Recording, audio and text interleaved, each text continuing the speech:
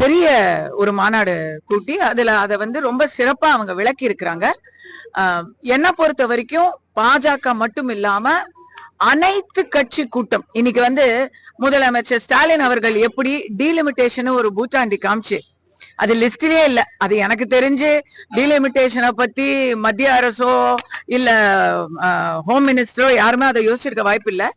ஆனா முதலமைச்சர் ஸ்டாலின் யாரும் யோசிக்கிறதுக்கு முன்னாடி அவர் வந்து அதை முன்னிறுத்தி எடுக்க யோசிச்சு அதை பெருசா ஆக்கிக்கிட்டு இருக்காங்க. அப்ப அவர் எல்லாரையும் கூப்பிட்டு அத வந்து ஒரு ஸ்ட்ராங் பண்ணிட்டே இருக்காரு. இருக்குதோ இல்லையோ அவருடைய பேச்சுக்கு ஒரு 4 பேர் வந்து கூட்டி சேர்த்துக்கிறாரு. என்ஐபியை பொறுத்த வரைக்கும் என்ஐபியை பத்தி ஒரு கன்ஃபியூஷன் வேற எந்த ஸ்டேட்லயுமே இல்ல. நான் வந்து தெலுங்கானால இருக்கிறேன். தெலுங்கானால வந்து ஹிந்தி கட்டாயம் இல்ல, தெலுங்கு தான் கட்டாயம். ஏன்னா தெலுங்கானாவுடைய பாலிசி தெலுங்கு கட்டாயம். அங்க வந்து என் பையன் வந்து ஒரு சிபிஎஸ்இ ஸ்கூல்ல படிக்கிறான். எனி இந்தியன் லாங்குவேஜ் ஏதாவது ஒண்ணு படிச்சுக்கோங்க அப்படிங்கிறாங்க. அது எது வேணா இருக்கலாம். எல்லா இடத்துலயும் இருக்கிற அந்த ஒரு தெளிவு இங்க ஏன் இல்லைன்னு சொன்னா, அரசு மாநில அரசு வந்து யாருக்கும் தெளிவு வந்துடக்கூடாதுன்னு நினைக்குது.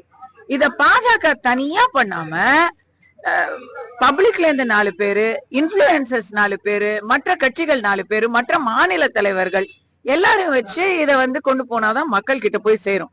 ஏன்னா மக்கள் கிட்ட இன்னைக்கு கொண்டு போய் சேர்க்கறதுக்கு தனிப்பட்ட ஊடகங்கள் தான் அதுக்கு உறுதுணையா இருக்கே தவிர சார்பு நிலை ஊடகங்கள் வழியா போவாது இல்லையா. என்ஐபிங்கிறது தமிழ்நாட்டுக்கு தேவையான ஃபர்ஸ்ட் ஆஃப் ஆல் மும்மொழி திட்டம் தேவையா இல்லையா, எதுக்கு 3வது மொழி அப்படின்னு கேக்குறவங்களுக்கு நான் சொல்றேன்.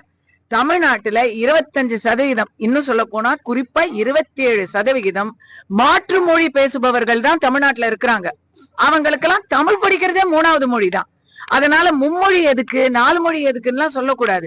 சின்ன வயசுல எத்தனை பாடம் கத்துக்க முடியுமோ அத்தனை பாடத்தை கத்துக்கணும். பள்ளிக்கூடம்னா பாடம் கத்து கொடுக்கணும்.